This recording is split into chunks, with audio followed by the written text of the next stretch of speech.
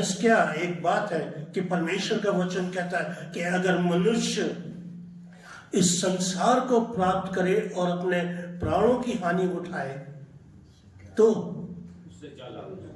उससे क्या लाभ होगा? इसलिए अगर लाभ नहीं होगा तो उसके लिए, मनुष्य के लिए, मेरे और आपके लिए वो सब कुछ व्यर्थ है। क्या धन आपको छुटकारा देगा? क्या धन, आपका धन या संपत्ति क्या आपकी उस नजात को देगी, नजात को जीवन देगा? या आपके पैसे से गुसल हो सकता है क्या? कहते तुम्हारे राष्ट्रवादी के कामों से नहीं। उन कामों को तो परमेश्वर जो है, परमेश्वर का वचन कहता है कि तुम्हारी धार्मिकता मेरे सामने फटे हुए चित्रों के समान। आप क्या सोच रहे हैं? मतलब कहां जाना चाह रहे हैं? क्या 2024 भी ऐसा ही जाएगा? बहुत खोलने की इच्छा होती है इन सब चीजों को, लेकिन आगे जब बढ़ना होता है ना तो चलना होता है, धीरे धीरे छोड़ना पड़ता है। क्योंकि जितना खोलेंगे हम उतना बढ़ेंगे। आप खोलते जाइए कि क्या हकीकत में जो सर्वोपदेशक कह रहा है वो सही है। एक बार लगेगा हाँ वो सही कह रहा है, क्योंकि जिस हवा को हम पकड़ रहे हैं है ना, व्यर्थ है, चूंकि हाथ में नहीं आ रहा। आपके पास में क्या हाथ में आया? क्या परमेश्वर का उद्धार नहीं आया? क्या नया जीवन हाथ में नहीं आया? इसलिए इसको पलट करके कहिए कि सब कुछ व्यर्थ है।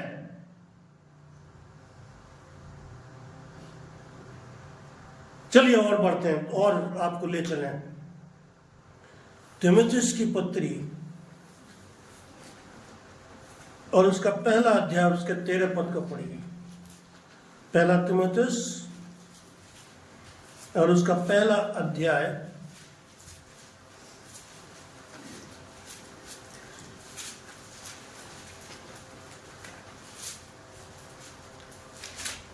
मैं तो पहले निंदा करने वाला और सताने वाला और अंधेर करने वाला था, तो भी मुझ पर दया हुई क्योंकि मैंने। अच्छा, कौन कह रहा है ये बात? कौन कह रहा है ये बात? हाँ बोलिए। हाँ पौलुस कह रहा है ना, पौलुस ने लिखा है। वो क्या कह रहा है? मैं तो पहले निंदा करने वाला, मतलब ही इंट्रोड्यूस हिमसेल्फ। कैसा था वो?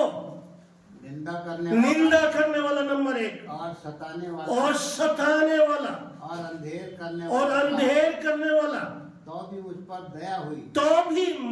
दया हुई। क्यों? कैसे हुई? क्योंकि मैंने अविश्वास की दशा में बिन समझे बूझे ये काम किए थे। क्योंकि मैंने अविश्वास की दशा में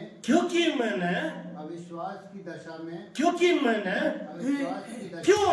कैसे हो सकता है? मान लीजिए कि जो कुछ भी हमसे काम हुए अविश्वास के द्वारा हुए,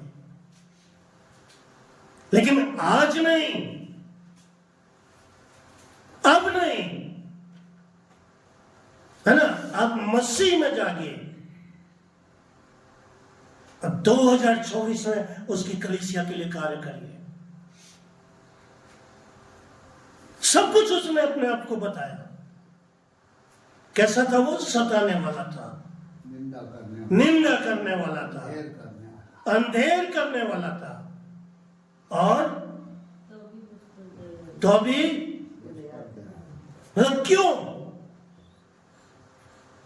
विश्वास। क्योंकि वो परमेश्वर ने उसे कहा, हे शाऊल तू मुझे क्यों सताता है? उसने नहीं जाना था कि वो जो पूछ रहा है वो मसीह है। हो सकता है कि मसीह जो है वो मेरे और आपसे पूछे, क्या आप बोलेंगे हे प्रभु मैं नहीं जानता?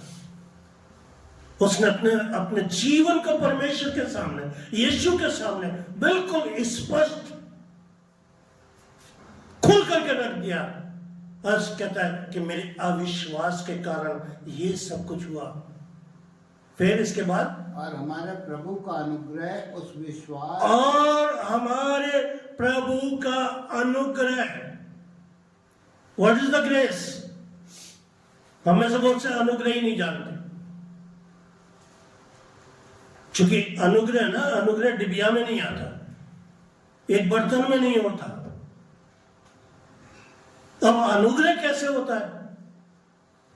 लेकिन समझने के लिए इस बात को समझिए, क्योंकि और हमारे प्रभु का अनुग्रह, और हमारे प्रभु का अनुग्रह उस विश्वास और प्रेम के साथ, उस विश्वास और प्रेम के साथ जो मसीह यीशु में है, जो मसीह यीशु में है, बहुतायत से हुआ।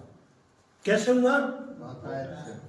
और वो इसलिए आया कि लोग जीवन पाए, है ना? बहुतायत से हुआ।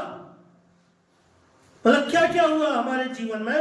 विश्वास और अनुग्रह। हाँ, विश्वास और अनुग्रह हुआ। और वचन कह रहा है कि बहुत याद से हुआ, और जब ये हुआ हम नए हो गए, है ना? जब आप विश्वास और उसके अनुग्रह में आ गए, आप नए हो गए। मैं नया हो गया।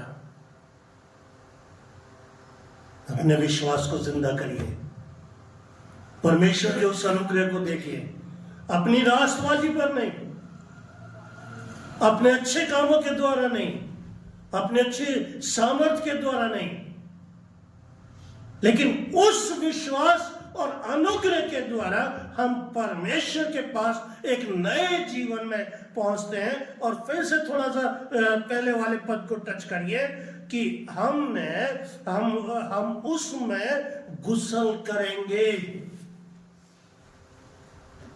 ऐसा नहीं हो रहा गुसल, कैसे हो रहा है? पवित्र आत्मा के द्वारा, है ना? नए जन्म के साथ। भैया ऐसा होगा नया जन्म, है ना? नहीं तो जिए जाओ ऐसी जिंदगी, पुरानी जिंदगी जिस तरह से आप जी रहे या जी रहे वैसे ही चलेगा, सब कुछ चलेगा। यही तो कह रहे सब उपदेशक। लेकिन अगर मसीह के साथ परमेश्वर में आप जीना चाहते हैं, बढ़ना चाहते हैं, तो हम सचमुच क्या कर रहे हैं?